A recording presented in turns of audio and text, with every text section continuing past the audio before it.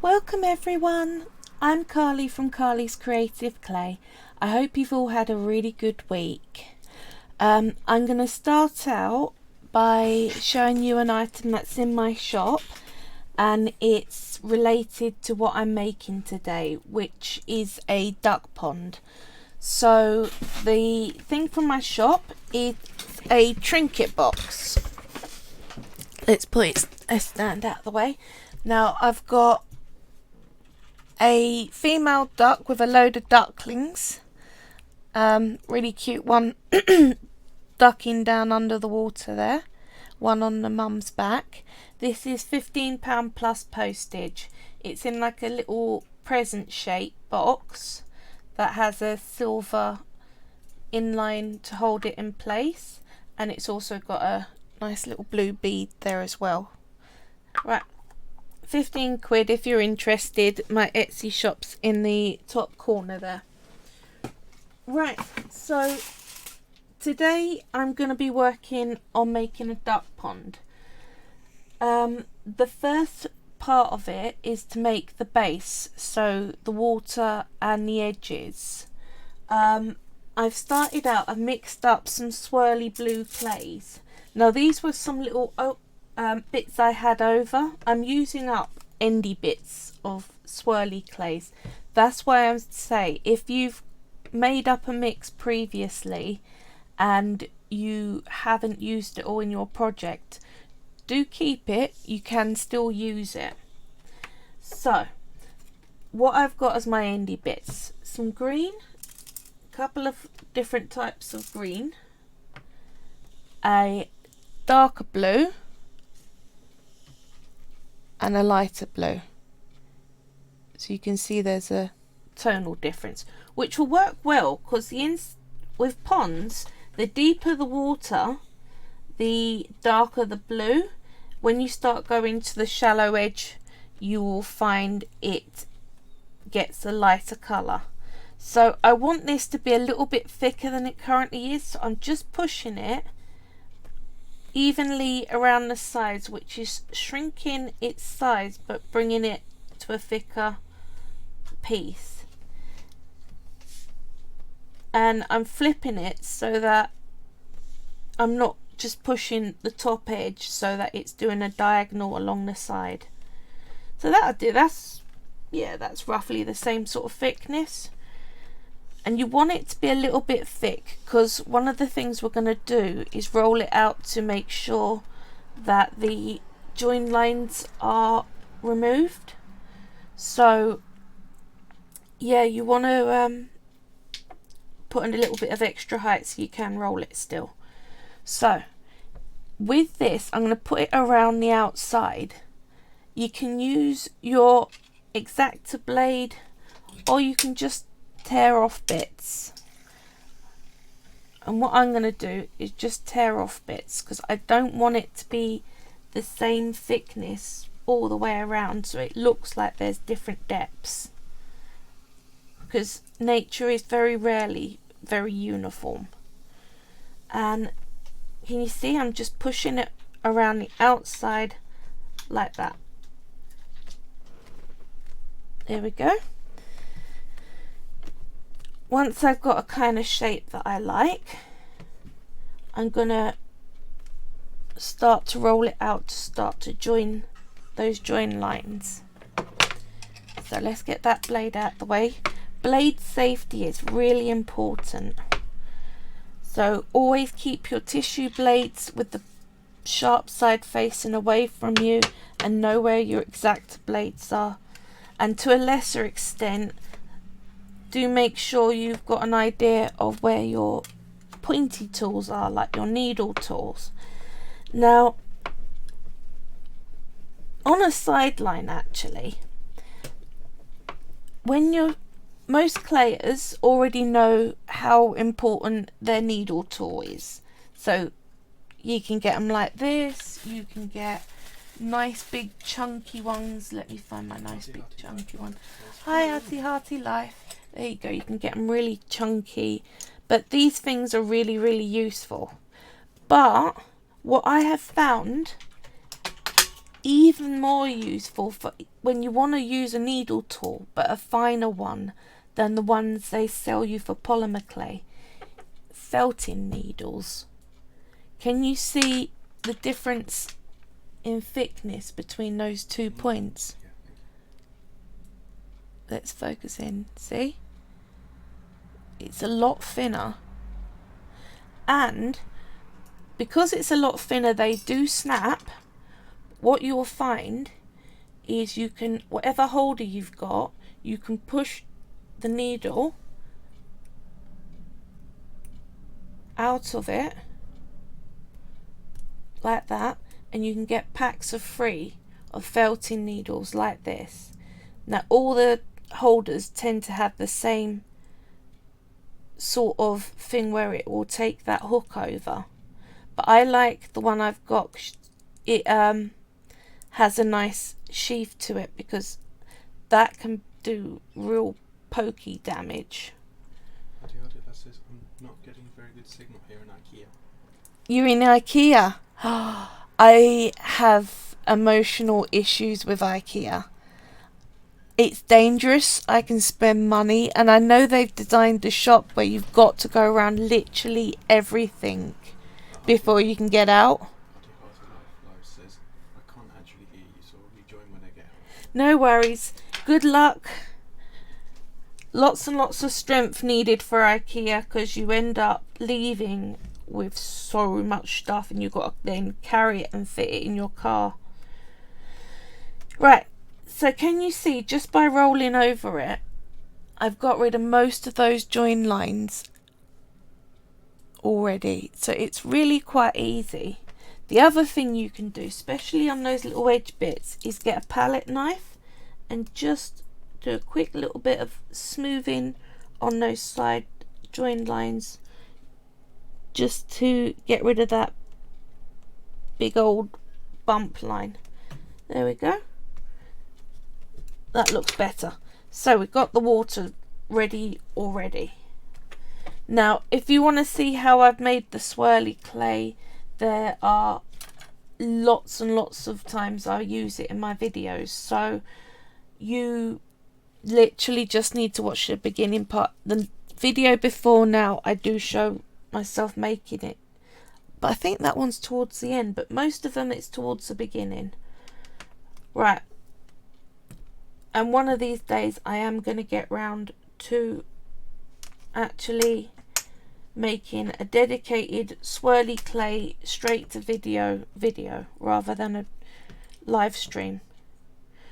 But you're basically just twisting colours on themselves. So I've done some random little hack ups of the green and I'm pushing them around the edge.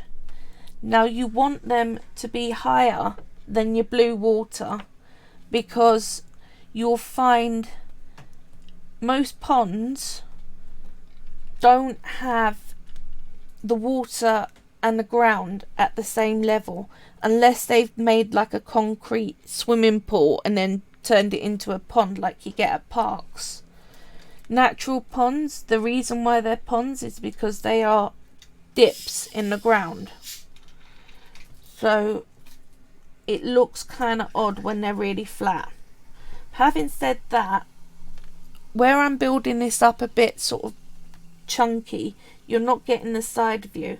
I am going to have to do some smoothing on this because it looks slightly odd.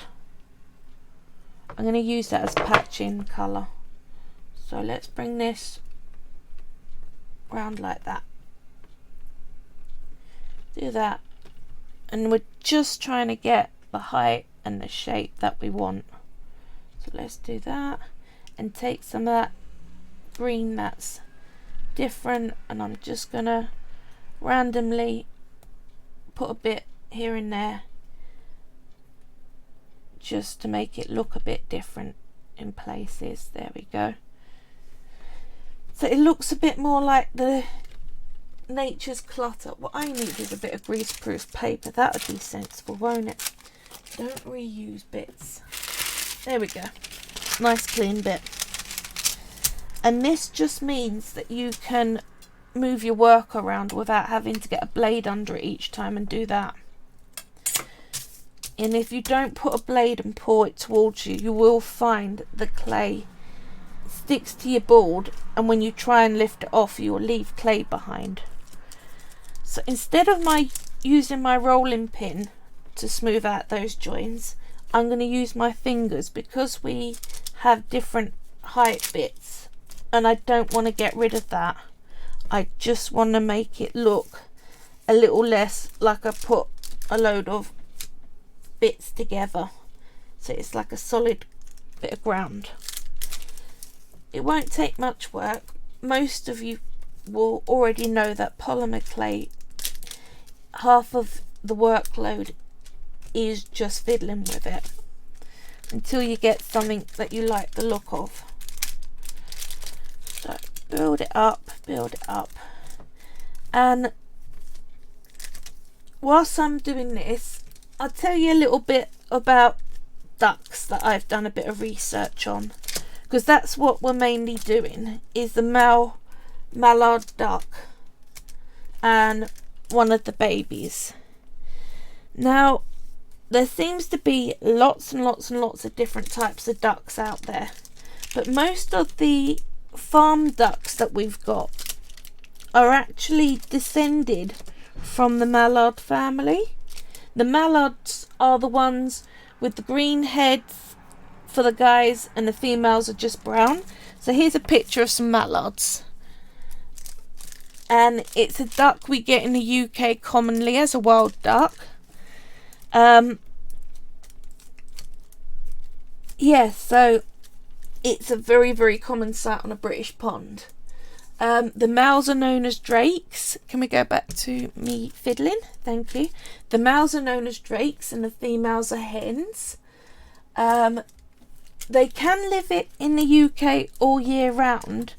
They're fully adapted to stay here all year round if they choose, and some ducks choose to, and some choose to migrate.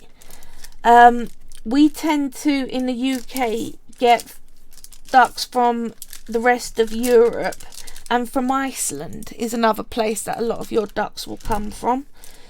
But yes, some will travel here for the winters in the countries they normally stay in. Some will winter over here or travel to another country. They seem to be a bit it depends on the duck in question.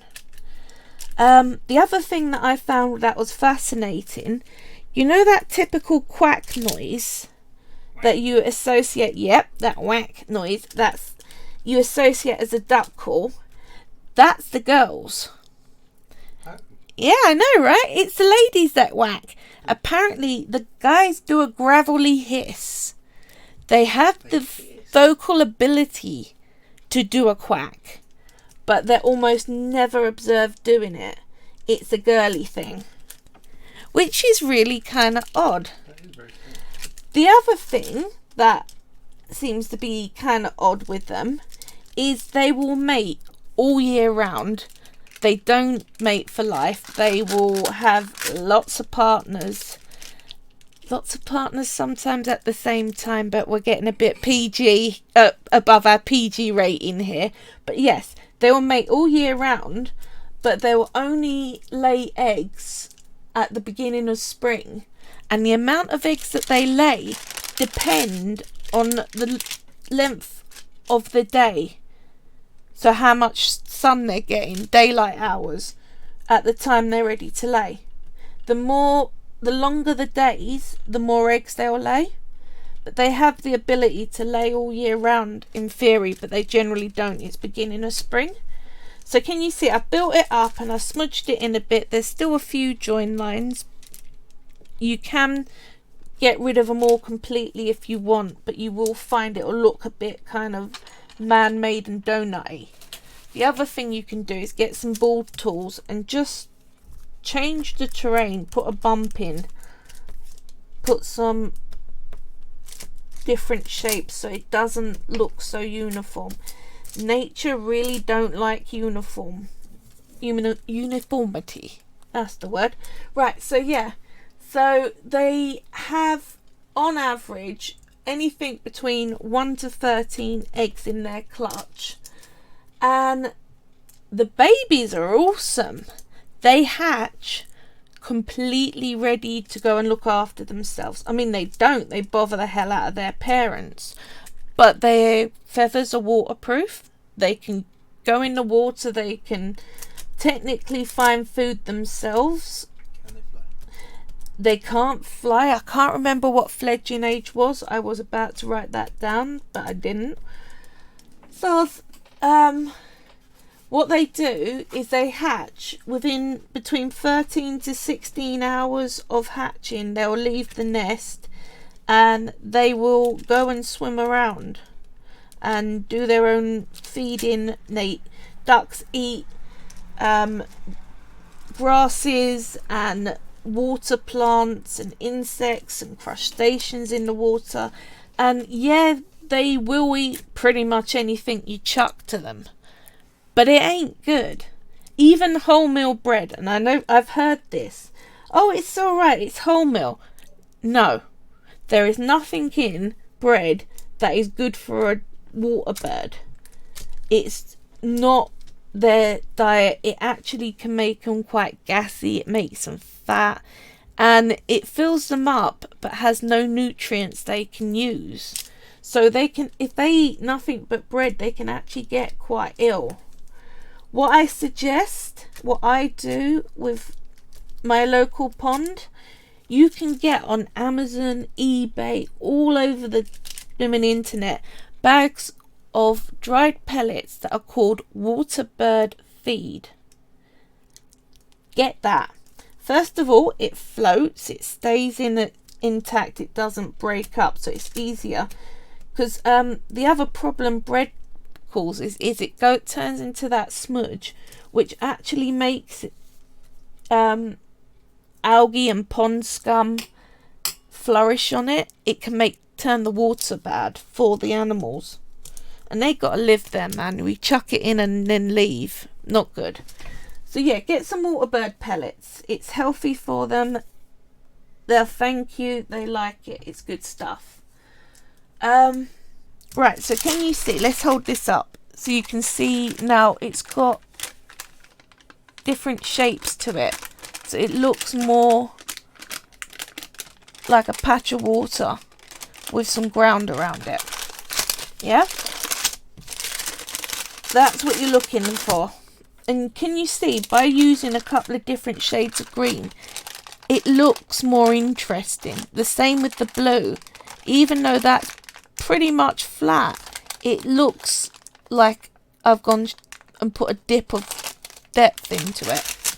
So it's worth keeping your scraps. And if you haven't got scraps, it's worth making up a couple of different pattern blocks and mixing them up. So I know I generally say I try not to make stuff off of camera and just put it together on screen because it's bloody annoying. I know this. When I was learning, I'd be like, how did you do that though? I had a really bad day health wise yesterday and I needed to distract myself, and the problem with making plants and adding them in raw clay is you can't push them in properly and still get them to stand up. So what I've done is I made several plants and baked them yesterday so that we can add them in now. But I will talk you through what I did. So it's a compromise. So I've done 2 of these. Let's hold them up to the camera. They look kind of like little pine trees. The leaves, it's, sorry, what? You turn it. Yeah, they were upside down. Oh, are they? They're not upside down. No, they're not now. Oh, okay. The leaves. Now they are. Teardrop. It's the top. I'm trying to show a leaf. Sorry, my admins keep telling me I'm putting it upside down when I'm actually trying to show you a leaf. Right, you get a teardrop. You flatten it. Then you need, for this project, little pair of nail scissors. Not the big chunky normal kitchen type scissors, craft scissors, that will completely mess your work up. They're good for some things, but you need some little fine ones. Alternatively, you can smudge them onto glass and use your X-Acto knife, but you just want to go around and chop some little lines in each of the leaves.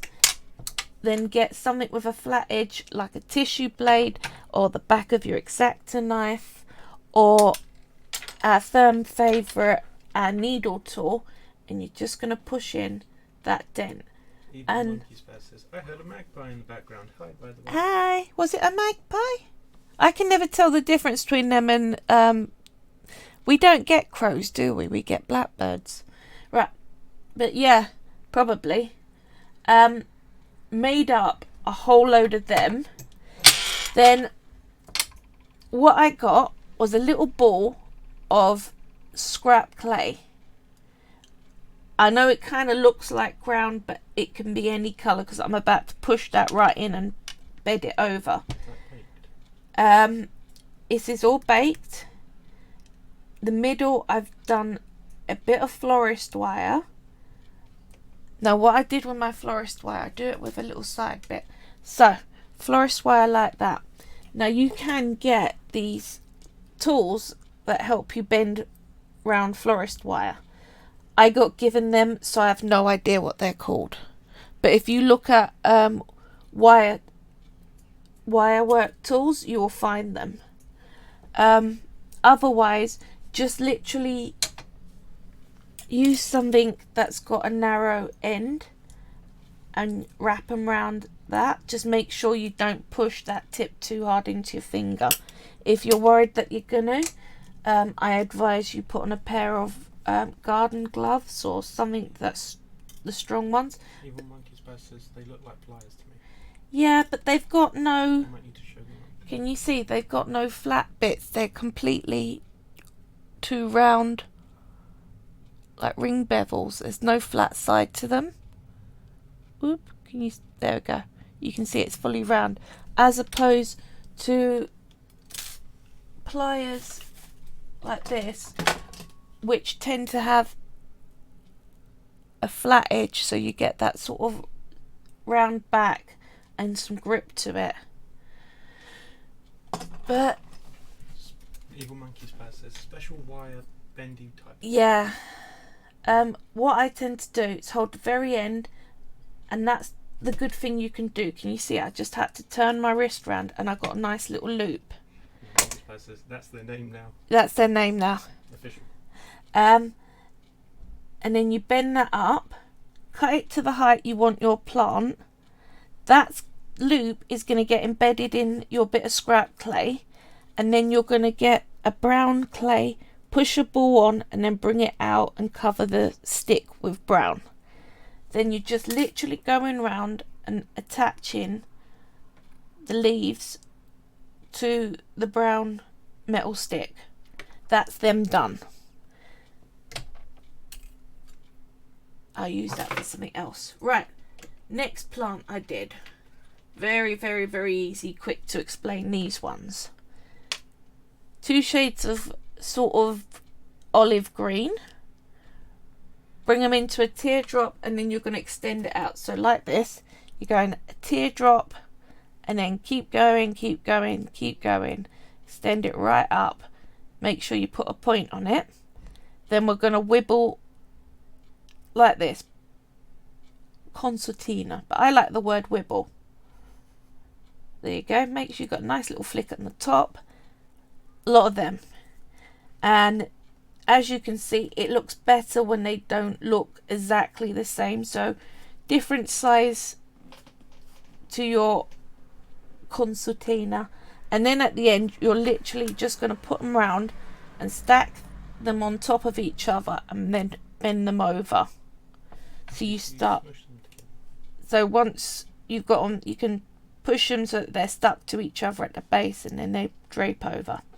So I've got 2 of them. I have a couple of these. Let's bring it up close.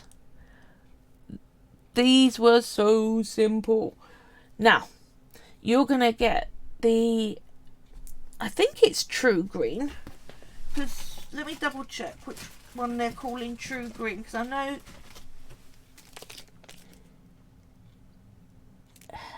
number 5, they're calling it sap green. Yeah, that'll do. But the green is one of their greens, because on Fimo they're standard greens. You've got a teal, a proper green, and a leaf green, and that's your options. So you're gonna need to, in order to make some different colours, you're gonna need to do a bit of mixing. So for these dark ones, what I got was the teal colour and added a whole lot of black. For these, you'll see one is the actual standard, what do they call it, leaf green. But for the other one, I've got leaf green and added a tiny touch of brown and a tiny bit of white to bring it back down light again. And that's how I got the 2 colours for that. So these little round ones, what you're going to do is get this green. You're going to mix in some yellow. And the yellow you're going to use is, I would have gotten this out. I should have gotten this out really. Yeah, it is this one. It's the lemon yellow. And you're going to mix that green and that yellow 50-50. And you get this really nice neon almost green. And you're going to make a bullseye cane. So that means you make a stick and then you wrap that stick in the lighter green, and then you wrap it in a sheet of the darker green and you reduce it down. I've shown bullseye canes before. Once you reduce it down to tiny size, you're going to cut slices, smudge them between your fingers, and then use your needle tool to score a line in it, and you end up with this sort of lily looking one.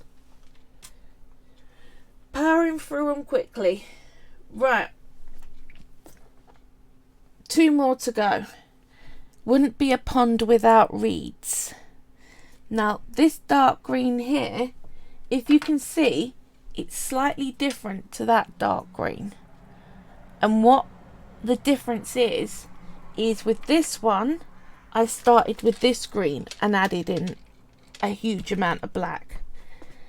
It always amazes me how much dark you actually have to add for it to start making a difference. I'm so hard keeping up with your focusing. Sorry. Right. Same way as we did for the wibbly ones, those long sticks, but instead of wibbling it, we're just going to add them together so it makes like the reeds. Now for these, for the actual...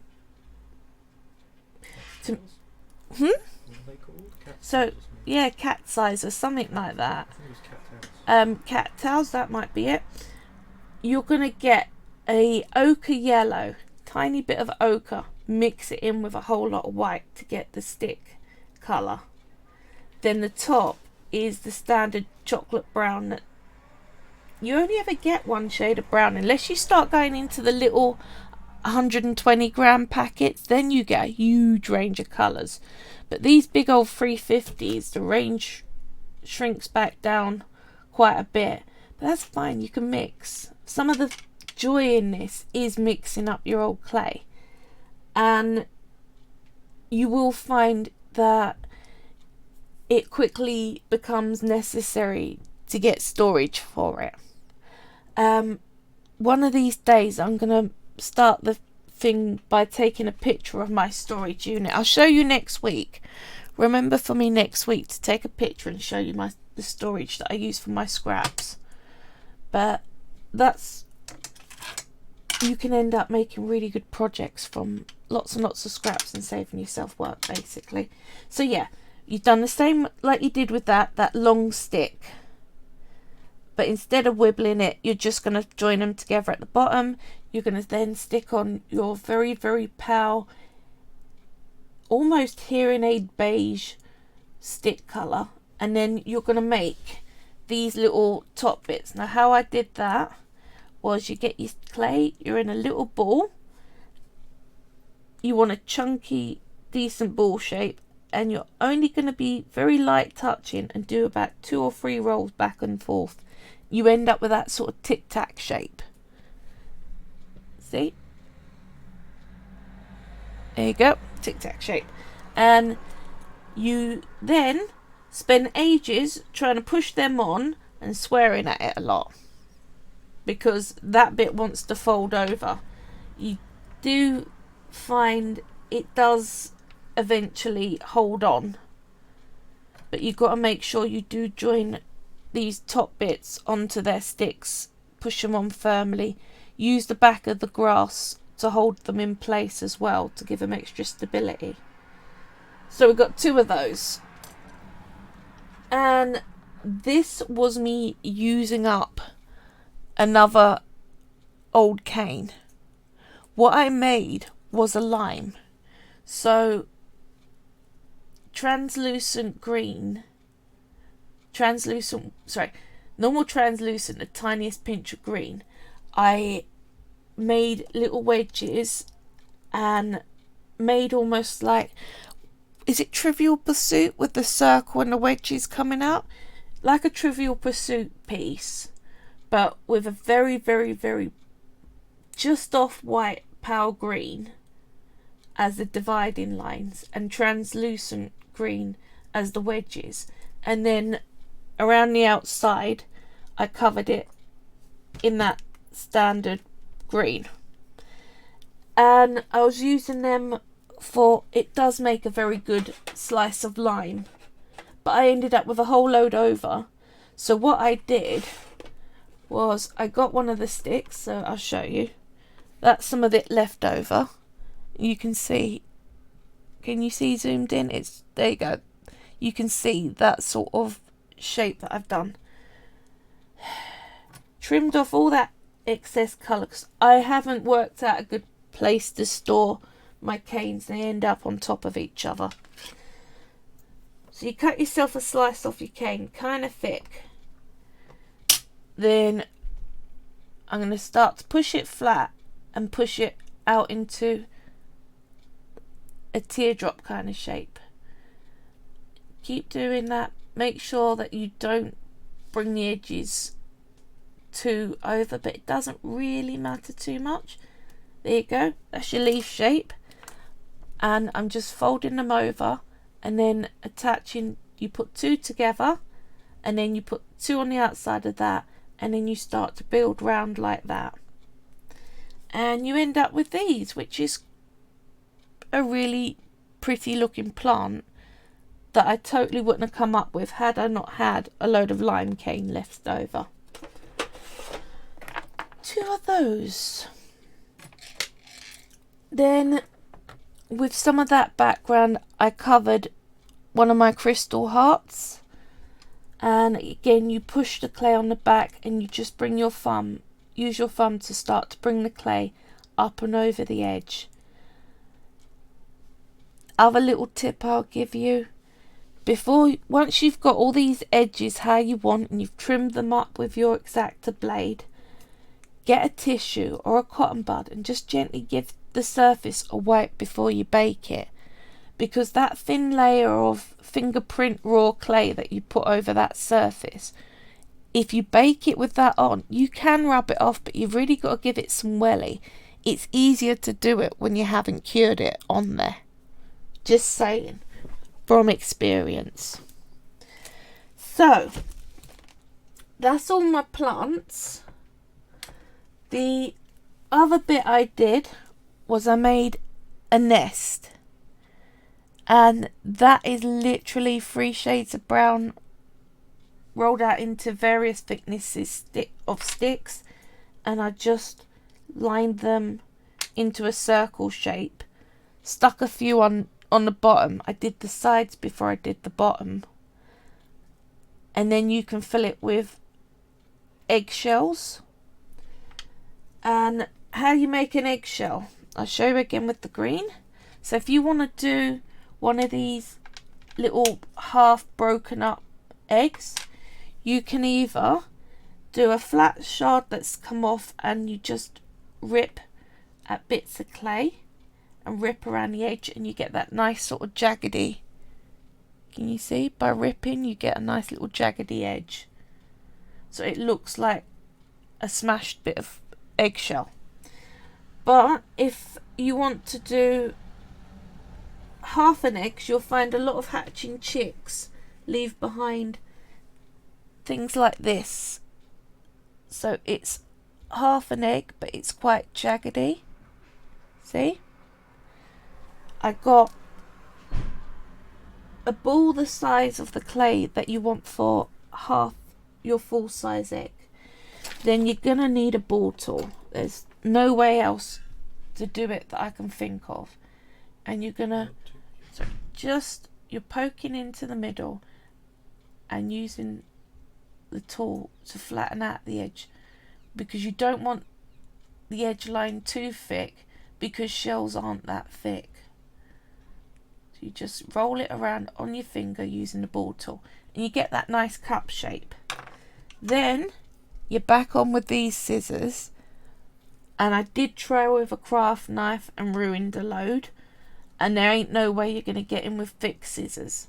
You're just going to go in and snip up some of those edges to make it look like it's a smashed shell. And if you really, really want to be detailed, come in with your needle tool and do a few cracks on the outside. And that's how I ended up with half shell, half broken up shells, and the little shards that are in that. Now, there ain't no point me showing you how to make an egg. It's a ball where you just slightly squidge the tip into an egg shape. Everyone can do that, honestly. Right, let's put this back together because this is going to be my mallard's head. So, I have some shards. So this is all going around the edge, and in the centre I want some ducklings, a mum and a dad. And for time, I knew already, you don't have to tell me, you're going to want to see some ducklings made. Says, I can't do that. What, make an egg shape? I got no clay. Okay, that's different, love. Go get some clay. Off to Tumdee's to you. By the way, if you don't know, Tumdee's is where I get my clay. Tumdee. It's Tumdee's Doll's House Miniatures. They're the cheapest, stockist of FIMO that I've found. And the guy who runs it, he's so lovely. Like, proper decent customer service and everything. So yeah, I already worked out you're going to want to see ducklings. But you might not... Your face was a picture then. Thank you. But you might not want to see me make 5 ducklings. So I made some already, and again I baked them because it's going to be so much easier to push them into the clay when baked. So I'll start off giving you a few squeeze.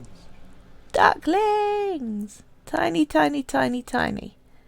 Now, word of advice. Your duckling, unless you're going to say that this duck is proper old, needs to be kind of the same size as your egg. So, see? Get your ducklings and your eggs right. Then, you got to make sure your parents are a whole lot bigger than their babies. Don't forget, a mother duck can have ducklings on her back. That's a size difference. They do start out pretty tiny. So it is going to be some fiddly miniature work going on. But I will make ducklings. And what we got for ducklings is the standard orange. That lemon with some true yellow. Get me started on my parents. So some true yellow. So I put a tiny pinch of that in with that to end up with that. So it's sort of somewhere halfway between the two. And I'm going to make the dad the Drake duck because he's the one with all the colour. So he's going to be harder. So I've already knocked up Mum. There you go. Let's bring her closer. And that was some swirly brown clay.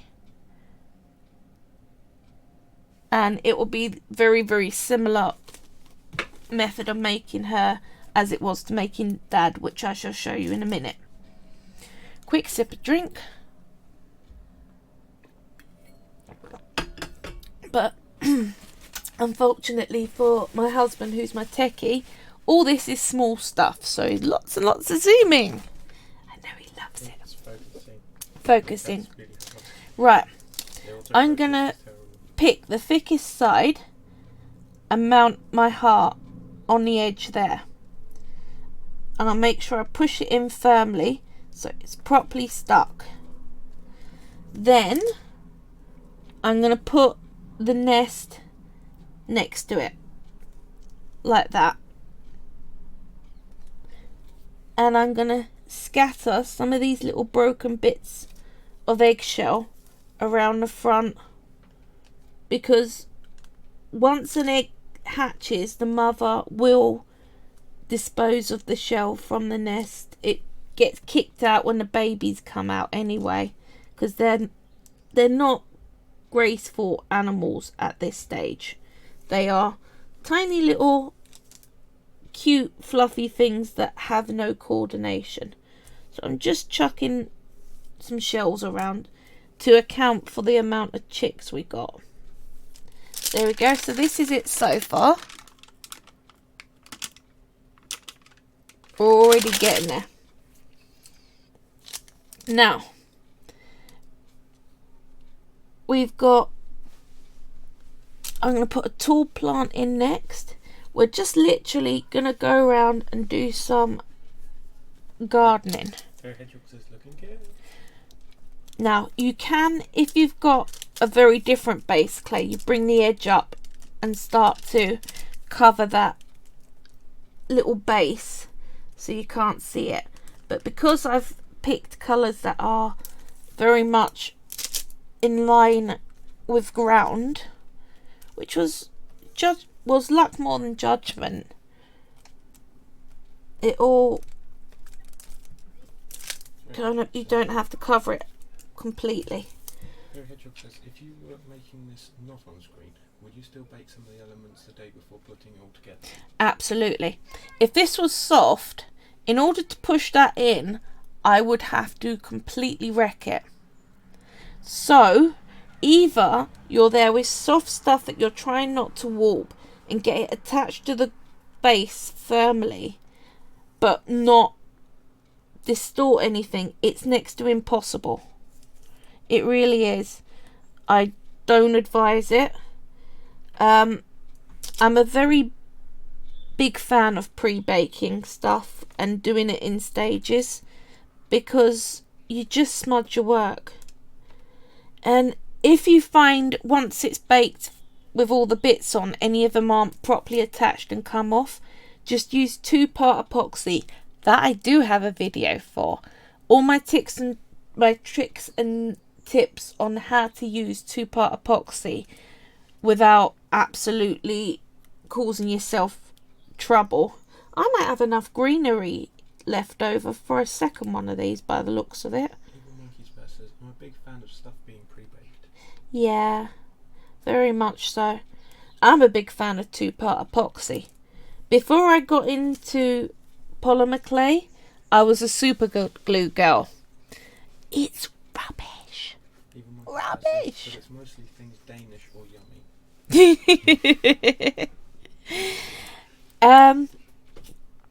Yeah. There's no thickness to super glue, and also it reacts badly with polymer clay, and you will find that your clay starts to melt. So what I'm going to do, first duckling I'm going to stick on her back like that, and then I'm going to put another one up by the heart and some more just swimming around. And then we'll actually get to making some stuff, I promise. We're going to end up with one more baby. Fairy Hedgehog says, I'm going to die of all the cute. Don't snap mum's head off trying to retrieve a baby. See, even someone who's been at it years like me can do something completely stupid like that. So what I'm going to do is that break, I'm just going to smooth it in using a ball tool. Because with raw clay you'll find breaks are easy to mend. Once you've baked it, not so much. So it's worth making sure that if you've snapped anything, that you take the time and just patch it in and smooth it out and make it look right. There you go. Wouldn't know that anything's happened. So let's show you where we're at so far. Can you see? We've got some babies. We've got some plant life. I'm going to make Dad and stick him up on the bank. But let's first get one of the babies out the way. Says, don't die of the cute. I'm too far away to revive you with the looping. You guys are so funny. I love you all. Right. We're going to start out. Looks great in Fairy Hedgehogs this long. With two little balls. One is going to be all the body. The other is going to be the head. So you need one of them a lot smaller than the other. So this is the body. I'm going to form it into a ball. Tiny, tiny, tiny ball for the head. That might even be too big. If I could change something in myself, I'd make my fingers half the thickness they are. I have so much respect for miniature workers because I don't get how they get these big chunky sausages to not just get in the way. Right, duck body. Watch closely, this is going to happen quick. So, we're going to form a teardrop again. But a kind of loose one, you don't want too much of a point. Then you're going to flatten the very, very tip of that teardrop and bring it up like that. I find the clay sticks to tweezers more. So this is the shape. You've got a teardrop that's sort of bent up. Can you see? Whoop, there you go, that shape. So put that down. Then we are going to put the head at the very tip of it. There. Now, I want to do a couple of little wings on this one. Let it be doing some practice flaps. Because there is no way you're getting several babies all doing exactly the same thing. No matter what the species, they're always all over the place. So tiny, tiny, tiny little teardrops that I've flattened. You don't want to make them too flat because if you make it too thin, it's going to then be really hard to actually handle it and it not just to stick to everything. You want both wings to be roughly the same size. And you can either lay them down along the body. The point goes towards the butt end. Or you can raise them up a little so it looks like they're doing some flapping or some wing stretching. So like that. Whoop. Focus in. There you go. Like that. I'm putting the other one on the other side. I can't wait until cameras get good enough that you can work in tiny and it still actually shows it. I mean, Evil Spaz Monkey bought me a really cool magnifying camera and then YouTube were like, I'm not working with this, and kicked the whole thing out. OBS. Crash. I have no idea what an OBS is, but I'm sure it's a thing. It's a streaming software. It's a streaming software. For any of you clayers out there that are desperate to try and find out how to stream. I am trying to talk my hubby into doing a tutorial because I don't even know. I've had a few people ask me, can I teach them how to do it? My honest answer is no. My husband probably could. I don't know, I just do the clay work. I've said it many times, I probably would have a lot worse life if I'd never met Jamie. And you guys would definitely never be seeing what I am making, because my technical knowledge is pretty bad. So yeah, I've done some really tiny black dots for eyes. And that's, oops, there we go. It's even too small to focus. Tiny little ones. And I like using a ball tool because you can pick them up. But on some things, when you add it to the piece, it doesn't come away from the ball tool. If you find that, give your ball tool a slight twist and it will release your clay. But you've got to be kind of exact, put those eyes in so that they're level with each other. You might find it easier to put your duckling face forwards so you haven't got wonky eyes on it. So, we are now down to this. Whoop. Tiny. He needs a beak. Yeah? So we're on to doing a beak. Gonna get some orange. And again, we're working on really small amounts here. Now, what you want, it's kind of a teardrop shape. But the tip, instead of going to a point, you want to flatten it. And that sort of fat at one end. There you go. So it's sort of fat and then comes in. Yeah, kind of a stumpy carrot. You don't want that point. You really want it to come down to a flat so that it can join to the head properly. Now this is where these ducklings go wrong often. You got to get that beak attached to the head in the right place. And I put my finger behind the head and just use the tip of my other finger to lightly push that beak on. And then every time I go, oops, that's round sideways, and I have to gently twist it to flatten it out. Ta-da! Duckling! I know it's tiny. Let's bring it up.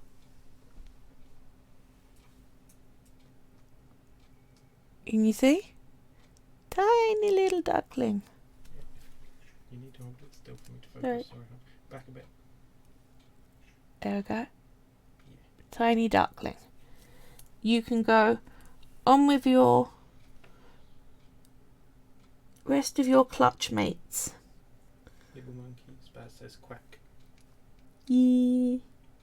Quack back to you. Right, another interesting fact about ducks that I didn't know. Did you know they've got no blood vessels or nerves in their feet? So they literally can't feel cold or anything else. It's so that they don't lose body heat when they are swimming in cold waters. Right, I'm going to do a little uptail duck. So you're going to need half the amount of yellow than you did for the body before, because half of it's going to be submerged. That's very handy. We're going to do that tiny little flattened out towel that goes up. So it's the same sort of, almost like a, what are they called? Quotation mark. But it's half the size of the other ducklings. And you're going to just literally stick that towel up in the water like that. Then behind it, so where the tail's facing down that direction, we're going to make two very, very tiny little sticks, which will be the legs. Because when a duck upturns looking for food, the feet still stay in the water because it paddles. So you just get to see a bit of leg and a whole lot of bum. So the legs, make sure they're the same thickness. Doesn't matter so much if they're the same length, because you could just be sticking one leg out more than the other. But again, this is where ball tools really come in useful for placement. I have no idea how you'd do placement if you didn't have a set. I'll show you what I'm doing. I'm just literally laying them against what would have been the underside of that little duck, tapping them into place like that. So let's hold this up so you can see. Can you see there's a tiny, oops, let's use the ball tool to point them out. That duck there is what we're looking at. Can you see it's like a little tiny upturned bum. So this one's fishing. So you got to see how to make a duckling and a little upturner. So let's make Dad to put on the bank, and then we are sorted. I still need that black for Dad's eyes, so I put it to one side. Let's get a drink.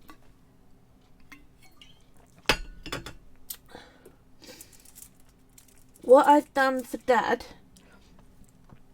is a couple of these sort of dingy grey brown sort of mix.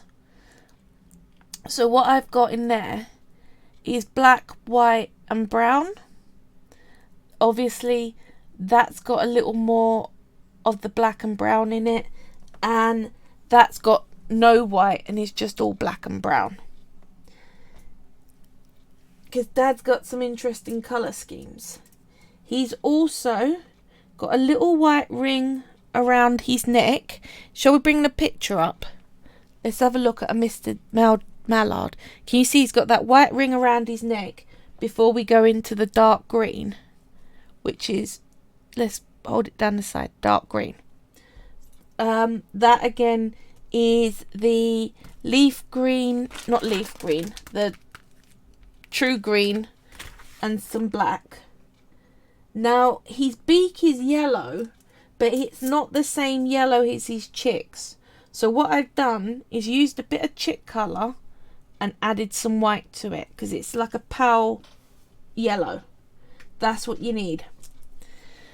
So now we're going to start on the back. And what I'm going to do is...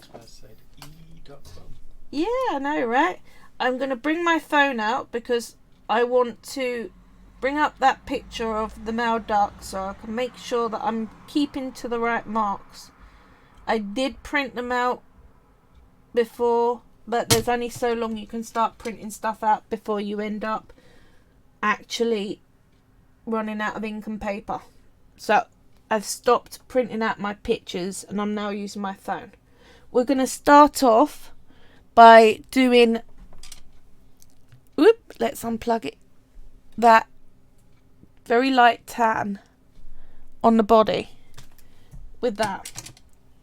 So we're going to make most of it, we're going to make a duck body out of that light tan. So again, like you did with the chick, teardrop shape, bring it out, pinch the tip flat and bring it up. So we got the towel.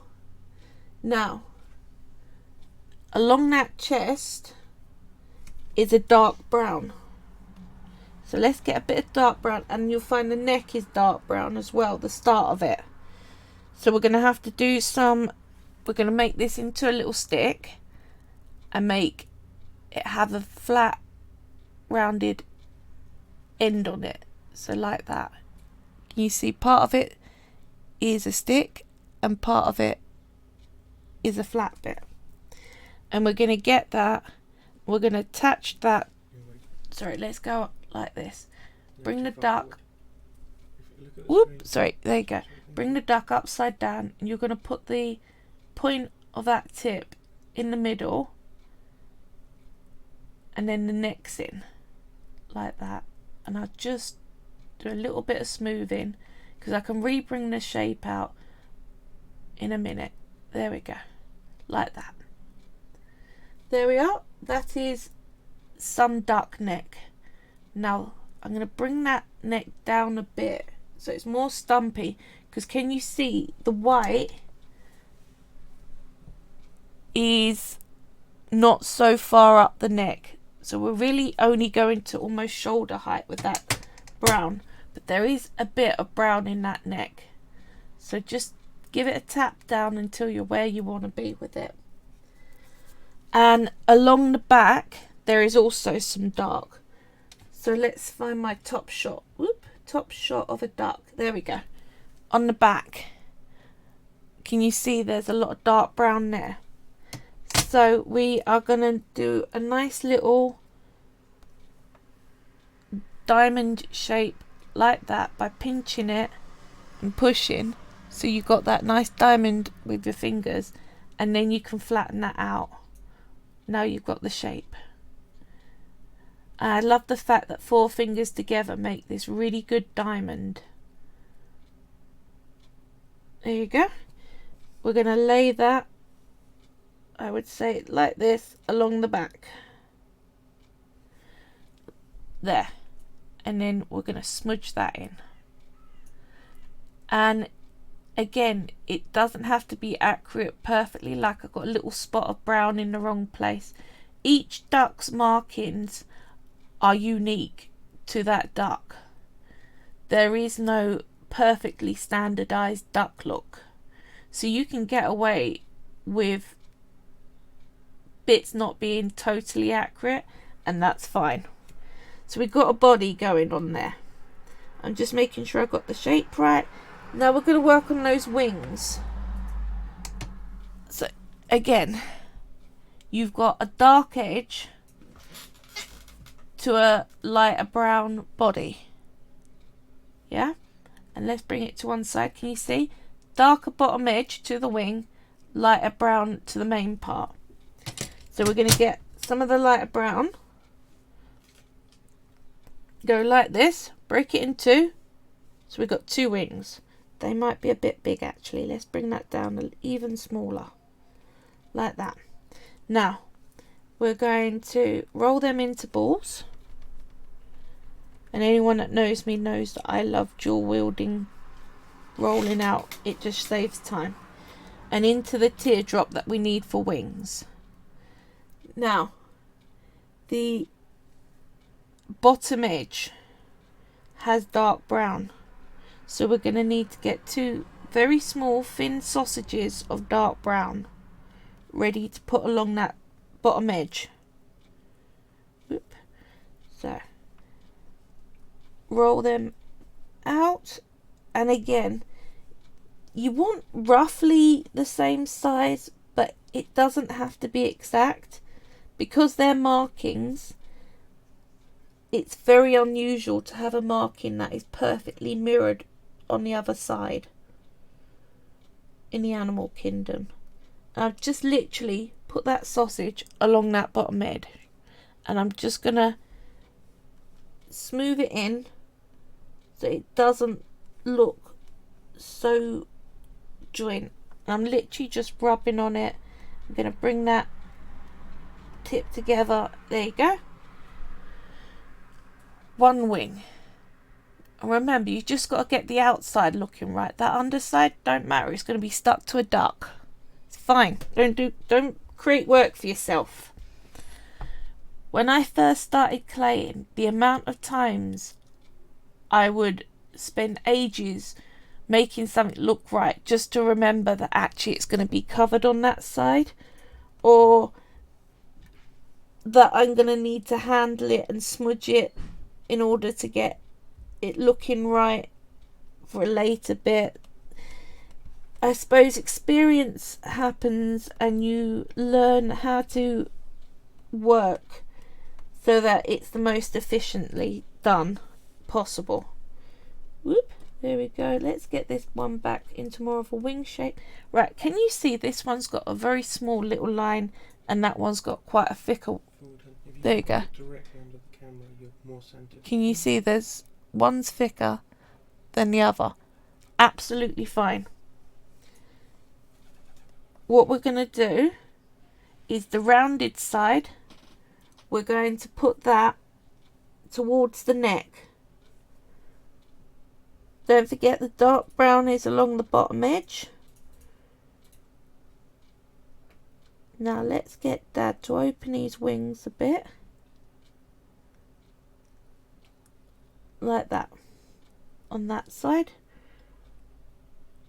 I will... Helps if I make the mirror.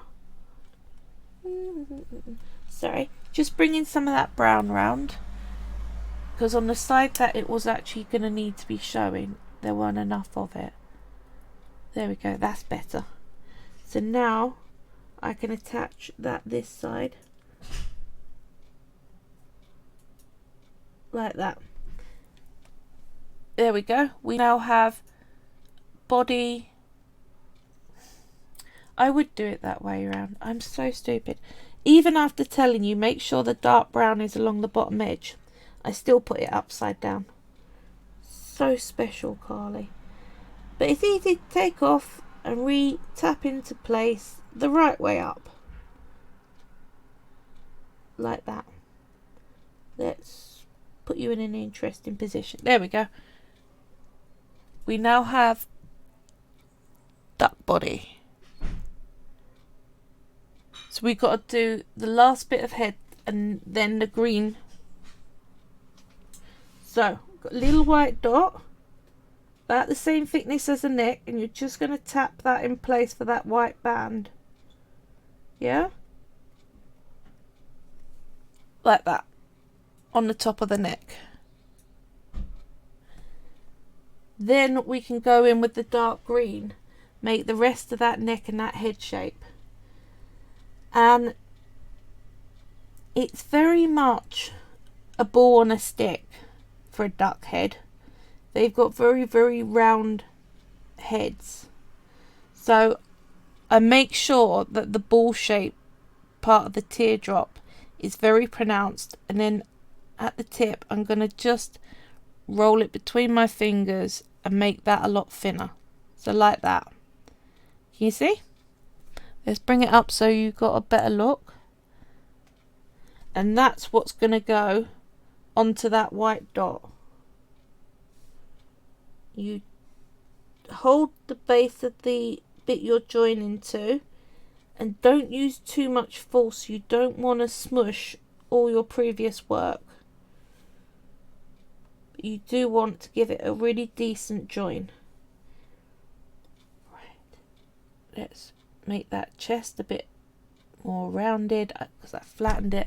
There we go. We got that far. Yeah? So we've got, I'm going to put a little bit of white on the tail feathers. Can you see? I've just taken a little semicircle of white.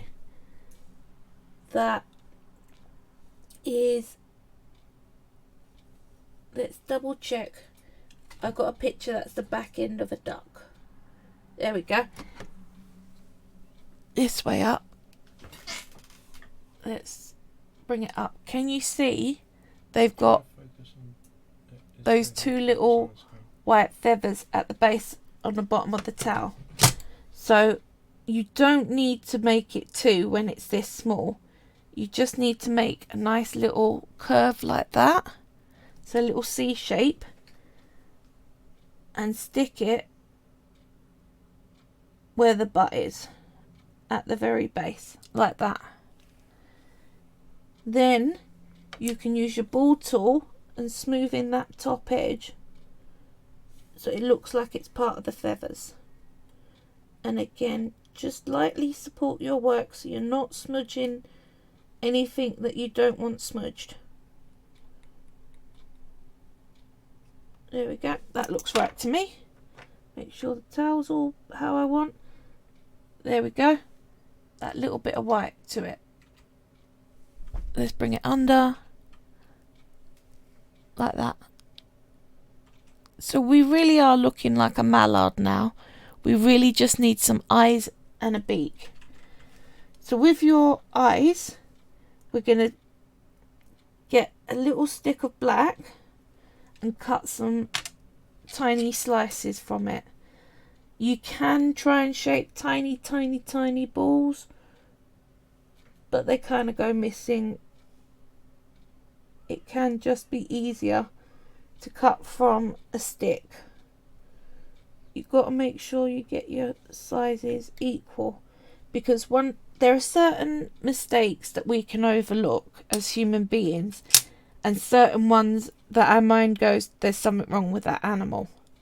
Markings that are not uniform or symmetrical, even body parts that are not symmetrical, we're okay with.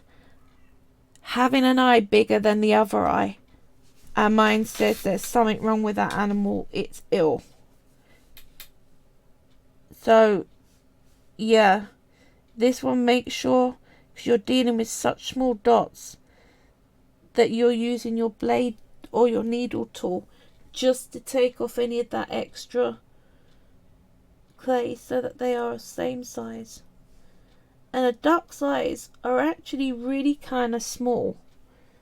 They don't have massive eyes, and considering they've got such good eyesight, it's kind of amazing, really. So you want them in line with each other, like with the other one. Let's bring it up closer. See, so you've got inline eyes. Yeah? Then all we got to do is stick that beak on the front. Just bring that up out of the way. That very nice light yellow. Now, same with the babies, but you're working on a bigger scale. Kind of like a flat tic-tac, with, instead of having one end that round, you're having it totally flat. So that shape. Yeah? We're going to hold that by the tip and smush that onto the duck's head where we want the beak. Lightly, gently hold the back of the head to make sure that you've got something to push against, and push that beak into place.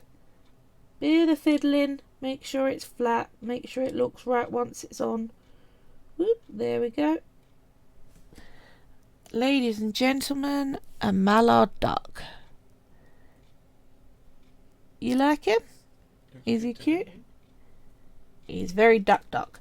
So I'm going to stick him on the corner there. Even Monkey Express says, yay! Like that. So, finished piece. Let's go sideways. Whoops, some better light. And we will whoop, go round in little circles so you get to see it all.